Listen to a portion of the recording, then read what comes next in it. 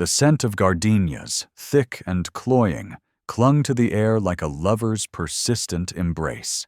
It was my wedding day, and the fragrance, so often associated with celebration and new beginnings, felt suffocating. My breath hitched, a tiny, involuntary tremor that I hoped no one noticed. From the corner of my eye, I saw my maid of honor, Sarah, offer a reassuring squeeze to my trembling hand. Her smile, a beacon of calm in my escalating storm of nerves, was a comfort. But it couldn't penetrate the icy knot that had tightened in my stomach since I'd first uttered, yes. I stood before the ornate floor-to-ceiling mirror in the bridal suite, a vision of white lace and silk, a stranger to myself. The veil, a cascade of delicate tulle, obscured my face, but even without it, I felt a profound disconnect. The woman staring back was supposed to be Amelia Hayes, the woman who had meticulously planned every detail of this day, the woman who had fallen head over heels in love with the man she was about to marry. Yet, as I traced the intricate embroidery on my bodice, a chilling realization began to dawn. The man I was marrying, Julian Vance, felt like an enigma. He was everything a woman could dream of, on paper. Wealthy, successful, handsome, with an easy charm that could disarm a charging bull.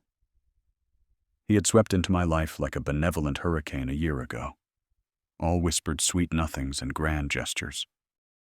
He remembered my favorite flowers, gardenias, ironically, the way I liked my coffee, the obscure jazz musician I'd once mentioned in passing.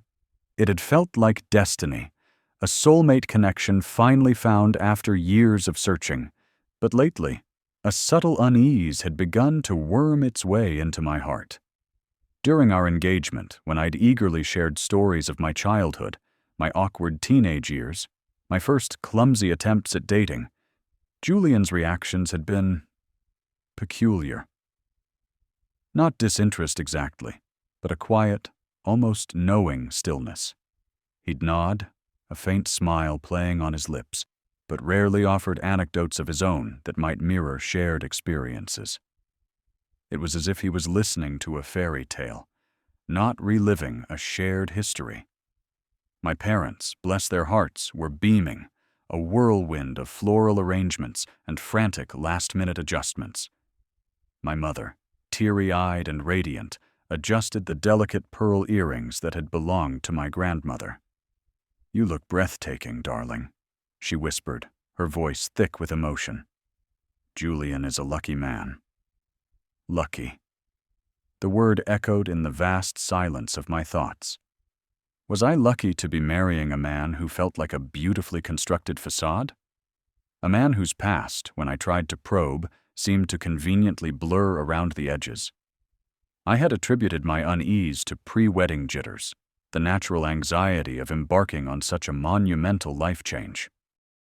But the feeling persisted, a persistent hum beneath the surface of my forced smiles and confident pronouncements. Sarah, my rock, my confidant, finally broke the spell of my introspection. "5 minutes, Amelia," she announced, her voice a gentle nudge back to reality. "Deep breaths. You've got this." I took a shaky breath, the gardenia scent filling my lungs. I had to have this. I had to believe in the love story we had meticulously crafted. I had to believe in Julian. The walk down the aisle was a blur of hushed murmurs, the soft rustle of silk, and the distant strains of a string quartet. My father's arm was a steady presence, his grip firm, but his eyes, I knew, held a mixture of pride and a father's inherent worry. As we neared the altar, the faces of the guests swam into focus, friends, family, colleagues, and then I saw him. Julian stood at the head of the aisle, impeccably dressed in a charcoal suit, his dark hair neatly styled. He looked every bit the picture of a groom, his gaze fixed on me. But as I met his eyes, something shifted. It wasn't the usual adoring gaze I'd grown accustomed to. There was a flicker, a subtle shift in his expression that I couldn't quite decipher. It was recognition? But more than that, it was a profound, almost melancholic understanding.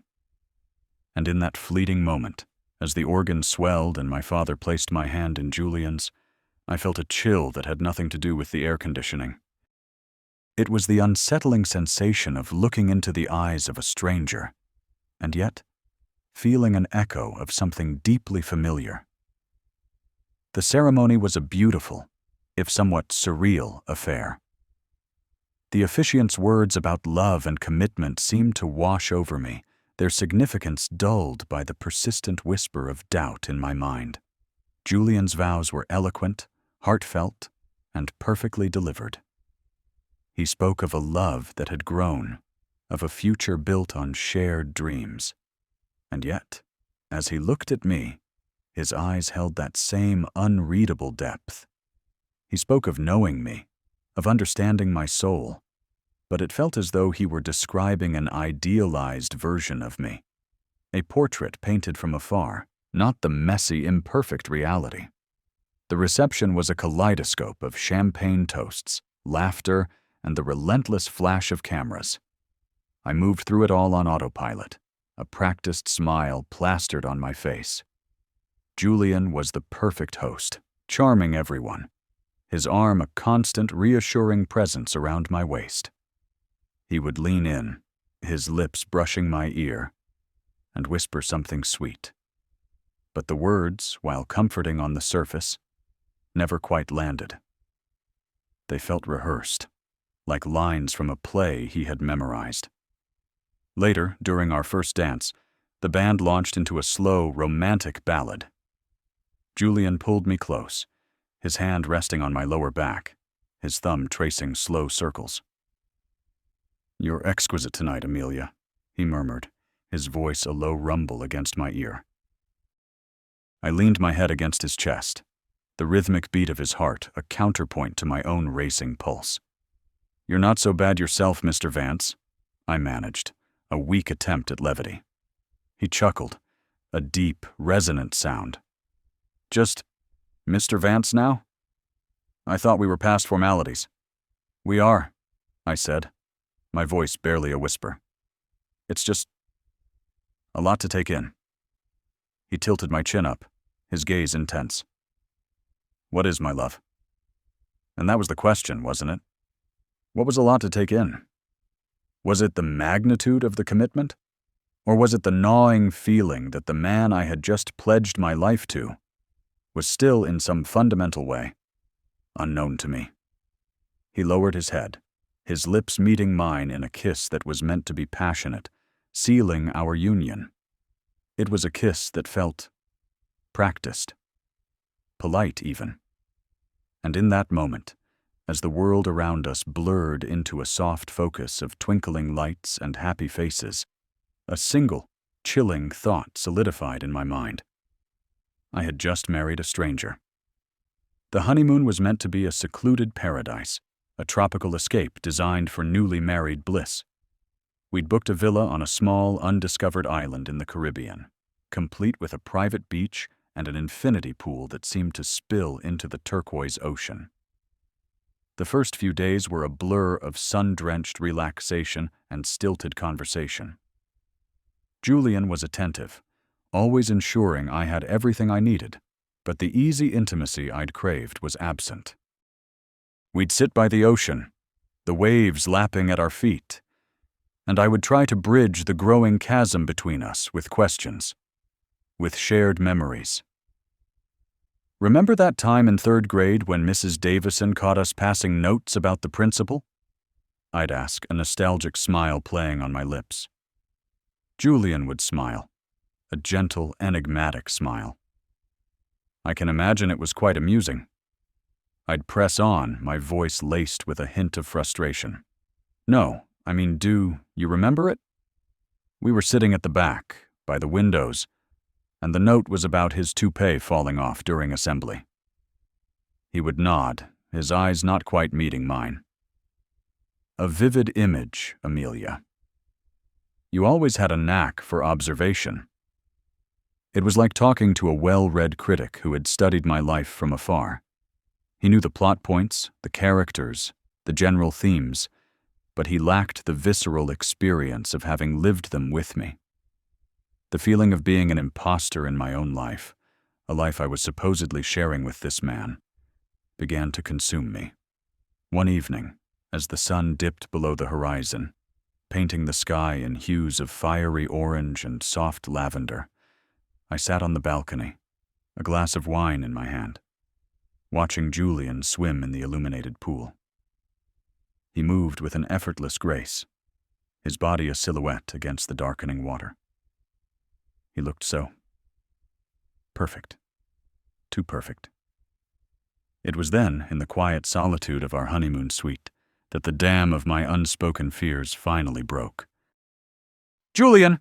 I called out, my voice betraying the tremor I'd been trying so hard to suppress. He surfaced, water streaming down his face, and offered a relaxed smile. "Yes, my love?"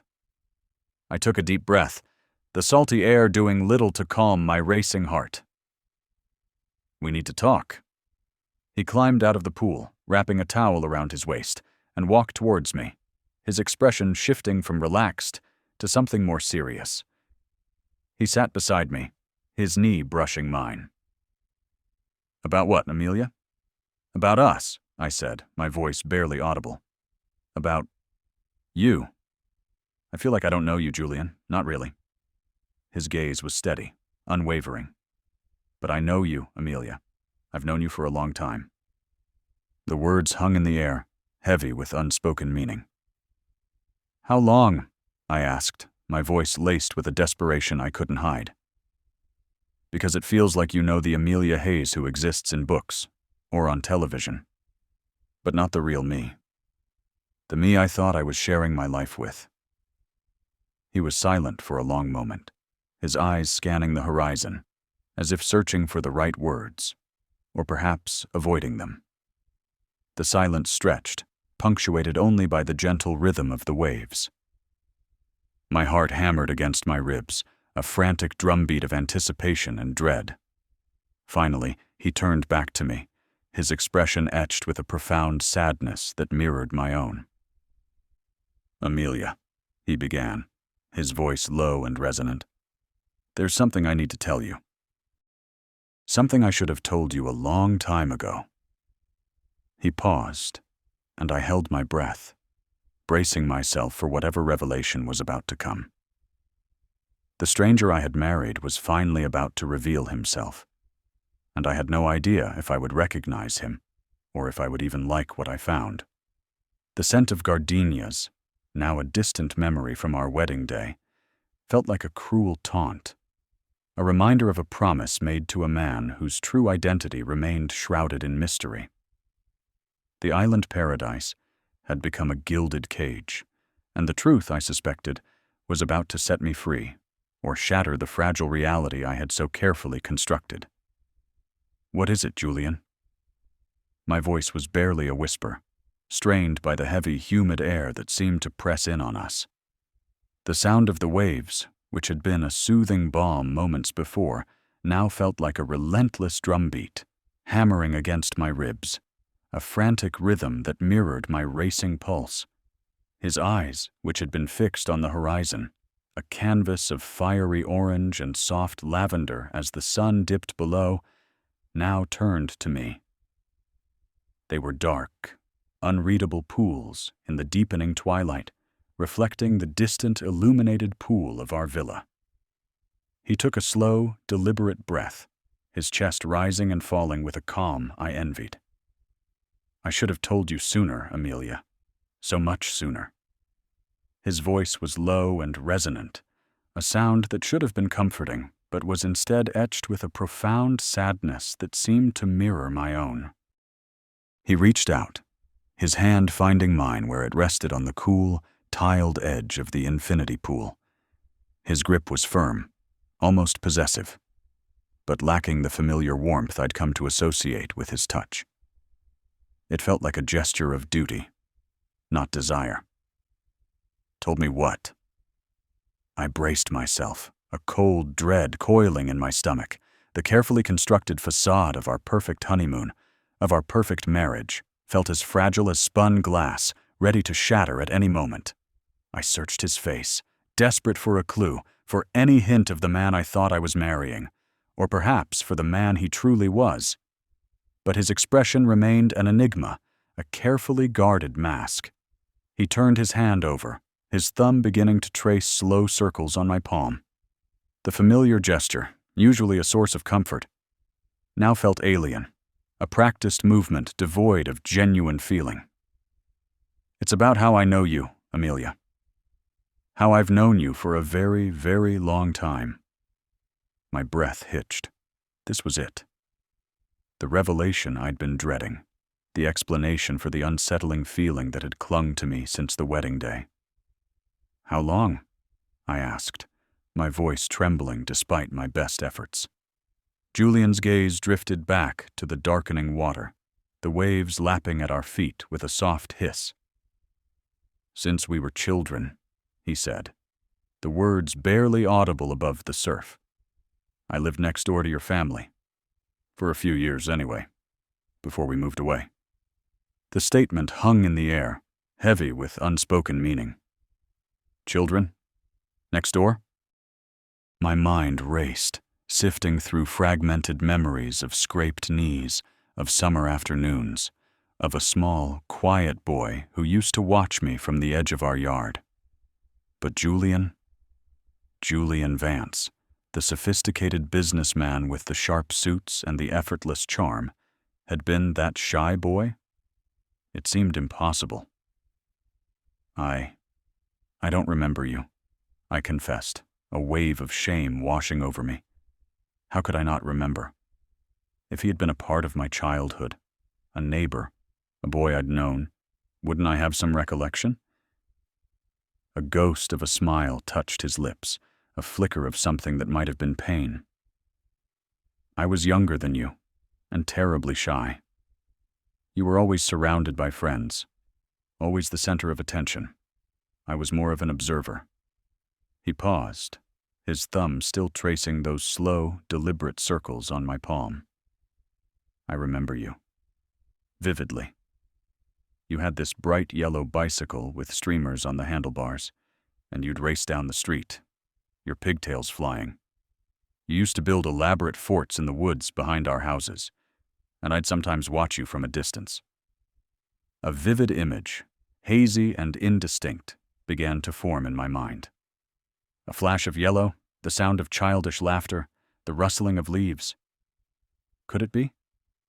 Was it possible that the man I had married, the man who had swept into my life like a whirlwind only a few months ago, had been a silent presence in my childhood all along?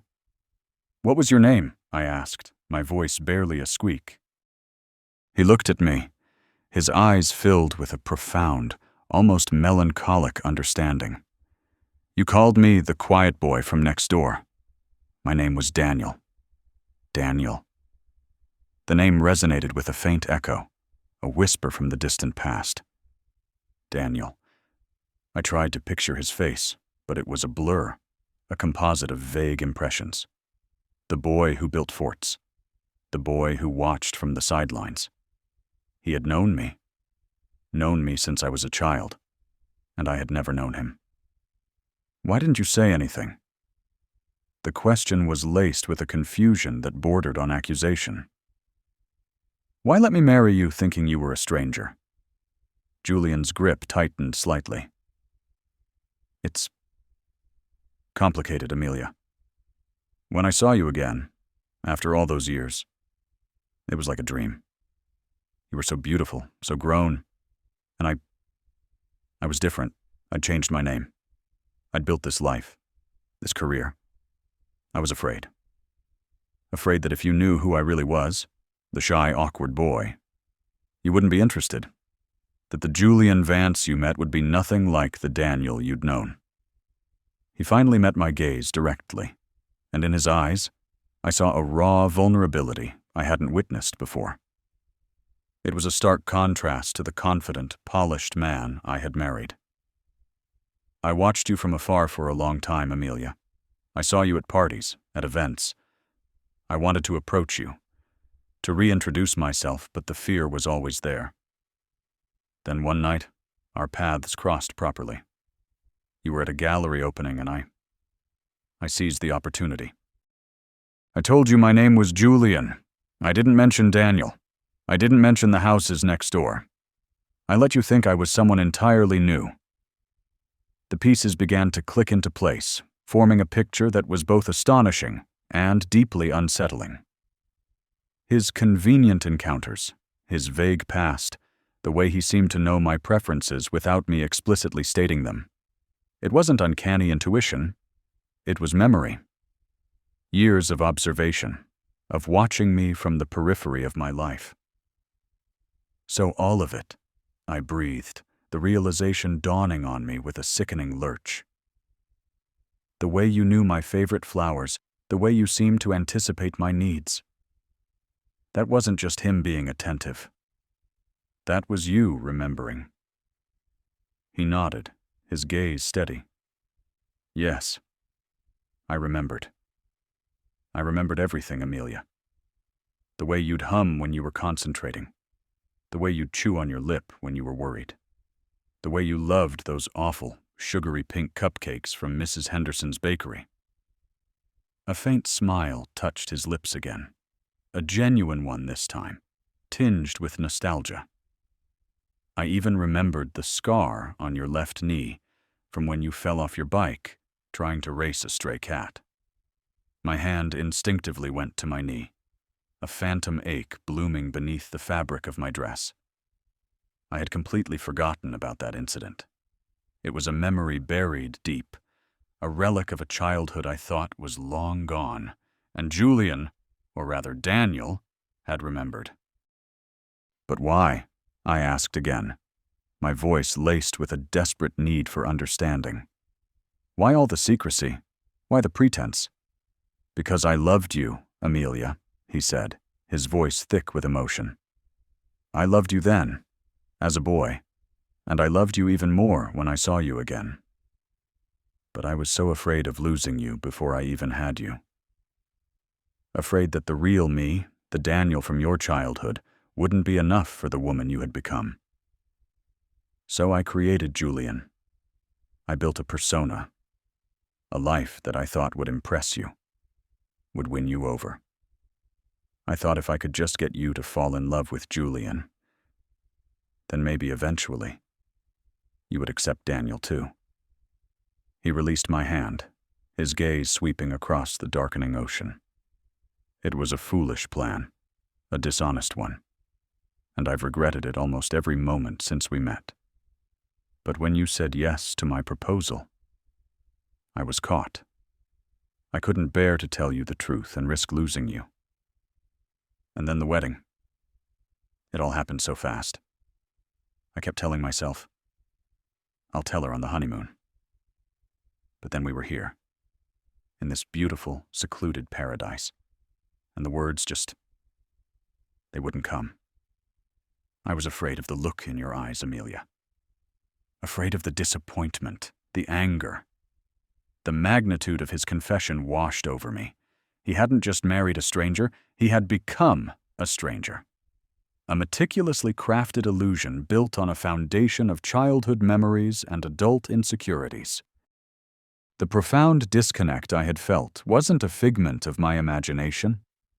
It was the chasm between the Amelia he remembered and the Amelia he thought he needed to impress. So you've known me for years, I murmured, the words tasting foreign on my tongue. You've watched me. You've known my secrets, my dreams, my fears, and I had no idea. Not all of them, he corrected gently. Not the new ones, but the old ones. Yes, I remembered you, Amelia. The girl with the bright yellow bike and the pigtails flying. The girl who built forts in the woods. The girl I fell in love with, long before I knew who I would become. He reached out again, his hand hovering near my cheek. I didn't flinch, didn't pull away.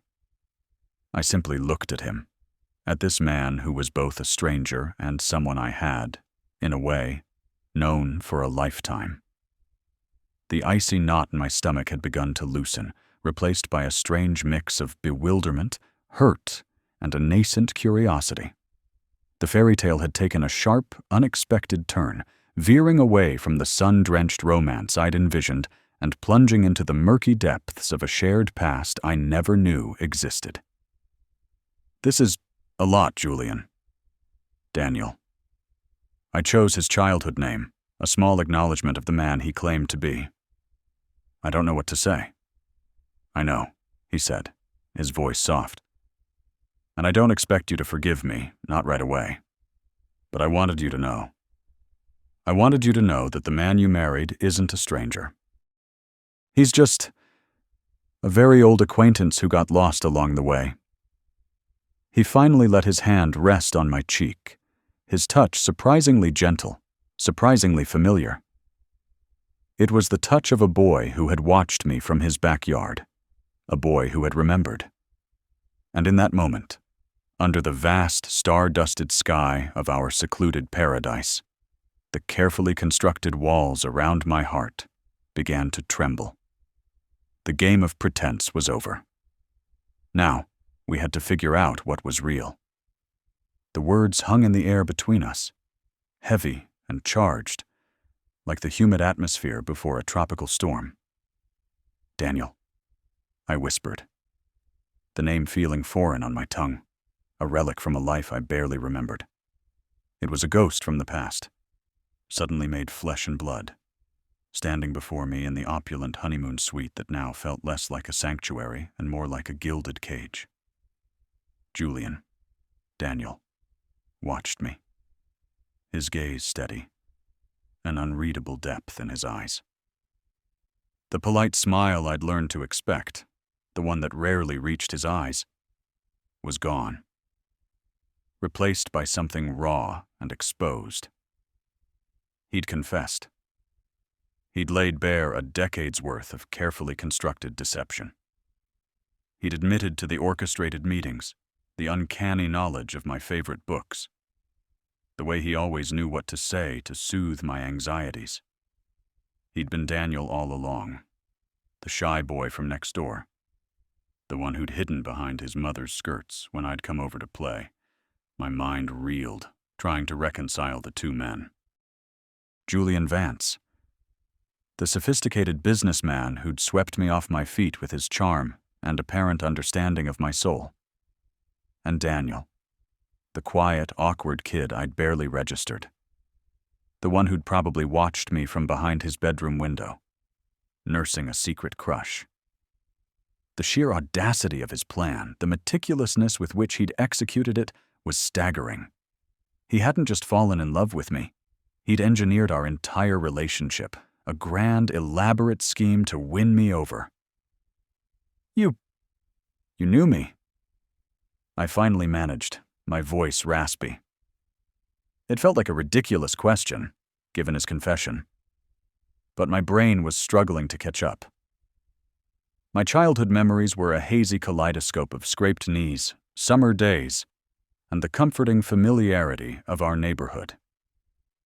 Daniel Vance was a blank space in that panorama. I remembered his house, yes, the one with the overgrown rose bushes and the perpetually barking terrier. I remembered his mother, a kind woman who always offered me cookies. But Daniel himself? He was a phantom. He nodded, a slow, almost reluctant movement. "I knew you. I remember everything about you, Amelia. The way you chewed your lip when you were concentrating. The way you hummed off-key when you were happy. The little scar above your left eyebrow from that time you fell off your bike trying to impress Billy Henderson. I remember it all." Each detail he uttered was a tiny, sharp jab, piercing through the carefully constructed facade of my new reality. He remembered. He knew. Not the idealized version of Amelia Hayes that Julian Vance had presented to the world, but the messy, imperfect girl I had been. The thought was both terrifying and strangely exhilarating. But why? The question was a desperate plea for understanding. Why the elaborate charade? Why not just be Daniel? Why not just show up as yourself? His shoulders slumped, a visible weight settling upon him. I was afraid, he admitted, his voice low. Afraid you wouldn't see me. Afraid you wouldn't remember me. Afraid that the Daniel you vaguely recalled from childhood wouldn't be enough for the woman you'd become. Julian Vance. He was a blank slate, a persona I could build, one that I thought would appeal to you. I watched you from afar for years, Amelia. I saw everything you were looking for, everything you deserved. And I convinced myself that the shy, awkward boy who was terrified of his own shadow couldn't possibly be that man. The confession was laced with a profound sadness, a regret that seemed to echo the gnawing feeling I'd had since I first met him. He'd built this entire life for us, a life I'd so readily embraced, all based on fear and a desperate desire to be loved. He had loved me, I knew that now, with a fierce, consuming passion. But it was a love built on a lie. So, all of it? I gestured vaguely around the suite, encompassing the lavish surroundings, the expensive gifts, the entire meticulously planned wedding. The proposal on the Eiffel Tower? The surprise trip to Italy for our anniversary, which was only last month? The way you knew I hated lilies but loved peonies? He winced. Yes, all of it. I researched you, Amelia, not in a creepy way, I swear. I followed your social media. I asked discreet questions to mutual acquaintances. I even spoke to your parents a few times, under the guise of a business associate who admired your work. I pieced together the woman you were, the woman you wanted to be. And I tried to be that man for you. The implications of his words sent a shiver down my spine, a cold dread that had nothing to do with the air conditioning. He hadn't just known me. He'd studied me. He'd dissected my life, my preferences, my dreams, and used them as blueprints for his own identity. It was a level of control that was both impressive and deeply unsettling. You manipulated me, I stated, the words devoid of accusation, merely a statement of fact. He met my gaze, his own filled with a weary honesty. Yes, I did. And I have regretted it every single day since I married you. Because the woman I fell in love with, the woman I've always loved, is you, Amelia. Not the version of me I created, but the real me, the one who's been hiding behind Julian Vance. I wanted you to love me for who I am, but I was too afraid to let you see that person. And now I've trapped us both. The weight of his confession settled upon me. He was right. We were trapped. I had married a stranger, and now I was discovering that the stranger was someone I'd known my entire life, someone who had been a silent observer in the background of my childhood. The fairy tale I thought I was living had just been revealed as an elaborate illusion, a carefully crafted performance.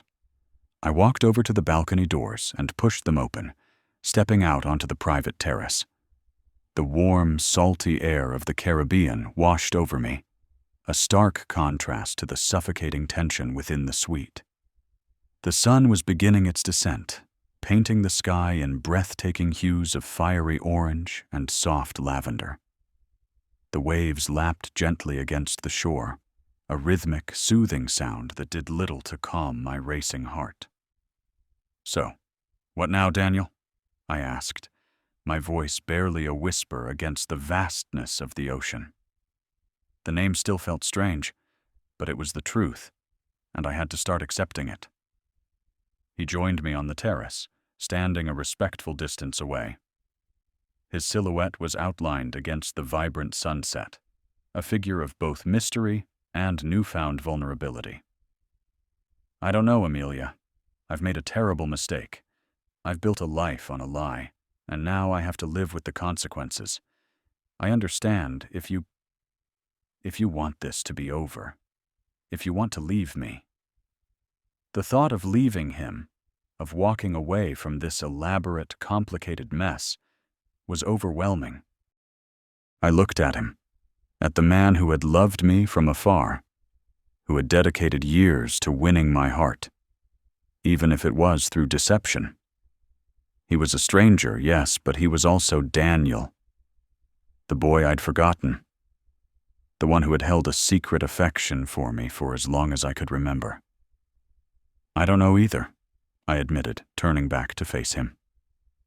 The setting sun cast a warm glow on his face, softening the sharp angles of his jaw. This is a lot to process. I married you because I thought I knew you, because I thought you understood me, and now I know you knew me before I even knew myself. A flicker of hope, tentative and fragile, crossed his face. Does that change anything? He asked, his voice laced with a desperate plea. I looked out at the endless expanse of the ocean, the horizon blurring into a soft focus. The perfect wedding, the dream honeymoon, all of it had been a prelude to this moment of raw truth. The fairy tale had shattered, but perhaps, just perhaps, something more authentic, something real, could emerge from the wreckage. It wouldn't be easy. It would be a long, arduous road, filled with the ghosts of Julian Vance and the quiet presence of Daniel. But for the first time since I'd met him, I felt a genuine connection, a shared understanding that transcended the manufactured romance. It changes everything, Daniel, I said, my voice firming. But that doesn't necessarily mean it has to end everything. I took a deep, shaky breath, the salty air filling my lungs. We have a lot to talk about, a lot to unpack. But I think we owe it to ourselves and to the people we've been pretending to be, to try, to figure out who we are, together, now that the masks are off. He took a step towards me, his eyes searching mine. There was no grand gesture, no dramatic declaration. Just a quiet understanding, a shared acknowledgement of the monumental shift that had just occurred. He reached out, his hand hovering for a moment before gently cupping my cheek. His touch was warm, real, and for the first time, it felt like it belonged. "Thank you, Amelia," he whispered, his voice thick with emotion. "Thank you for not walking away." I leaned into his touch, a small, hesitant smile playing on my lips. The path ahead was uncertain, shrouded in the shadows of his deception and the faint echoes of my childhood memories. But as the last rays of sunlight dipped below the horizon, casting the world in a soft, ethereal glow, I felt a flicker of something akin to hope. The stranger I married was gone, replaced by a familiar ghost. And maybe, just maybe, that ghost held the key to a love that was more real, more profound, than any fairy tale I could have ever imagined. The honeymoon wasn't over, but the real journey, the one of rediscovery and honesty, was just beginning. The confession hung in the air between us, thick and heavy as the humid night. The sound of the waves, which had been a soothing balm moments before, now seemed to mock the turmoil churning within me. Daniel. The name felt foreign on my tongue, a whisper against the roaring storm inside my head. He looked at me, his eyes, the same deep hazel I'd seen every day for the past year, now etched with a vulnerability I'd never witnessed. It was a raw, exposed look, stripped of the polished charm of Julian Vance. "Yes, Amelia. Daniel. The boy from next door. The one who used to watch you from his window. Who knew you'd always pick the red jelly bean first. Who remembered the scar on your knee from that bike accident when you were 7. His voice was low, a resonant hum that vibrated somewhere deep in my chest. He reached out, his hand hovering inches from my arm, as if unsure of his right to touch me. My mind reeled. Daniel. The shy, awkward boy with the earnest eyes who'd always been on the periphery of my childhood memories.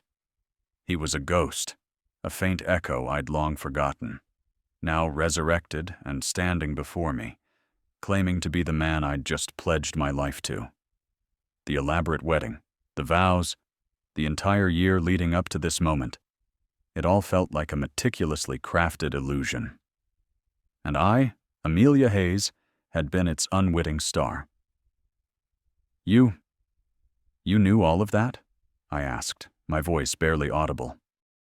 The idea of him, the shy boy, orchestrating my life, crafting the persona of Julian Vance, felt surreal. It was a level of planning, of dedication, that was both terrifying and strangely compelling. He hadn't just fallen in love with me, he had studied me, he had built a bridge to me, brick by painstaking brick, from a distance I hadn't even realized existed. He nodded, his gaze unwavering. Every detail. I saw how you lit up when you talked about your dream of owning a small bookstore. I knew your favorite authors, the music that made you cry, the way you always wore that locket your grandmother gave you. He gestured vaguely between us. When I met you, or rather, when I let myself meet you, a year ago, it was like fate finally giving me a chance. But I was so afraid.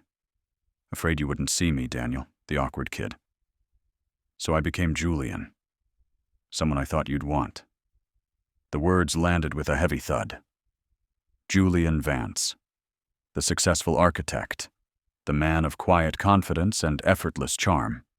He was a carefully constructed facade, built on a foundation of childhood infatuation and a year of intense observation.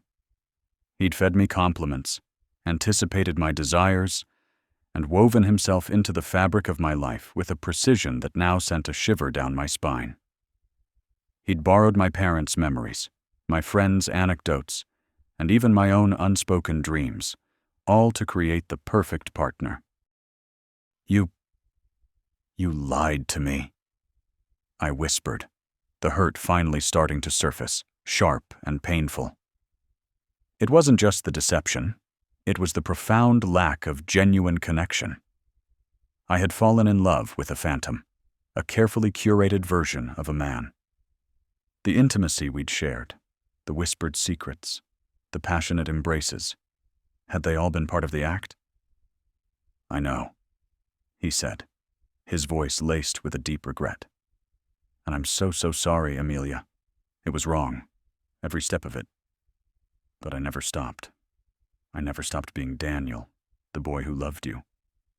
Julian was just the vehicle, the only way I thought I could get close enough. He took a shaky breath. I loved watching you. I loved knowing you. And I loved you. Even when I was just the boy next door, I loved you. His confession was a kaleidoscope of conflicting emotions. Anger warred with a strange, unsettling sense of understanding. He had known me, truly known me, for years. He had seen the real me, not the polished version I presented to the world, but the girl with the scraped knees and the hidden dreams. He had loved that girl, the imperfect, messy reality of me, and had been too afraid to show me who he was. So, I began, my voice still tight. That argument we had about abstract art? That was Julian's opinion, not Daniel's? He looked down at his hands. That was a calculated move. I remembered you once saying you found abstract art pretentious. Julian, the architect,